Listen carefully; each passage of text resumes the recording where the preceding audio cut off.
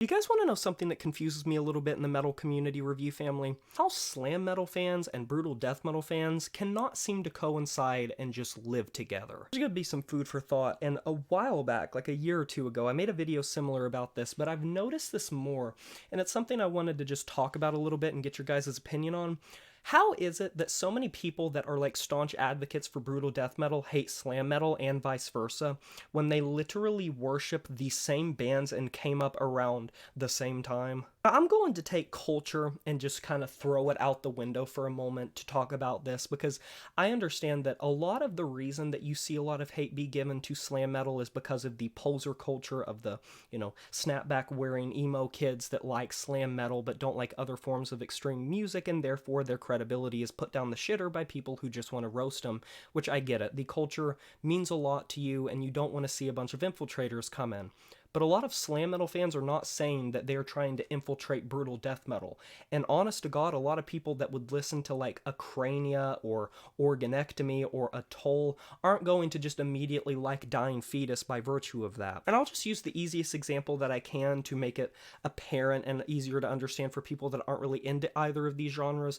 Both genres were heavily influenced by the band Devourment, and you saw a lot of brutal death metal bands take a ton of influence from the way that they wrote their riffs, from the way that they wrote their material, and you saw in the 2000s and 2010s a lot of bands kind of being Devourment worshippers. So much so that a lot of people say that a lot of modern death metal bands that are in the brutal genre take from Devourment and pretty much sound like Devourment worship. But honest to God, is slam metal and brutal death metal really that far apart when it comes to the riff riding? Because I will say this, I am a fan of both genres. I own material from both genres, and I have listened to both genres for years now. And the similarities are pretty endless.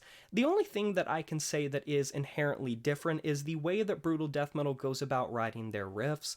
Brutal death metal definitely likes, especially if we're talking about a band like, I'd say Dying Fetus, likes the grooviness and almost the thrash metal isms of like 80s death metal, and they will incorporate that into where they will be slower paced, they'll be more doom-centric, and they'll have those thrash metal isms occasionally when they speed up, and generally speaking, they'll want to have technical grooves in their music to sort of break up the monotony and make it sound a little bit more catchy to the ears while still maintaining that brutal exterior. But I have genuinely heard slam metal be catchy as well, and I understand that slam metal definitely has a reputation for being a lot more over the top and especially well produced. But bands like Cattle Decapitation and bands like Dying Fetus are certainly mechanical sounding sometimes in their production techniques, because they definitely up their production to sound more beefed up, more buffed up on steroids, much like a lot of slam metal. And I'm not going to say that slam metal doesn't inherently have a more, well-produced style, because generally speaking, tit for tat, certainly.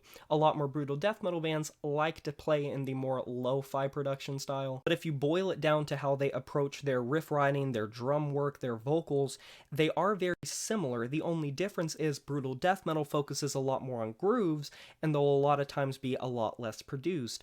But I think that both of these are faulty arguments, because there is bleed over where you can see that happening in slam metal and times that you don't see that happening in brutal death metal. And one thing I wanted to ask is, how exactly are we defining being over the top here? Because I understand that there are some slam metal bands that are hellishly over the top with their production or with their riff and drum writing, where it sounds like a 1,000 feet tall skyscraper that is just gigantic and pounding down on you, and it's like 1,000 miles per hour. And there are certainly like slam metal bands that make their percussion just sound almost unintelligible just because of how heavy and distorted it is. They have fun with it, obviously, but if we're defining over the top shit, look at brutal death metal's album covers, look at brutal death metal song titles, listen to brutal death metal's lyrics. One might be thematic and one might be plain, but there are certainly some brutal death metal bands that are heavily over the top.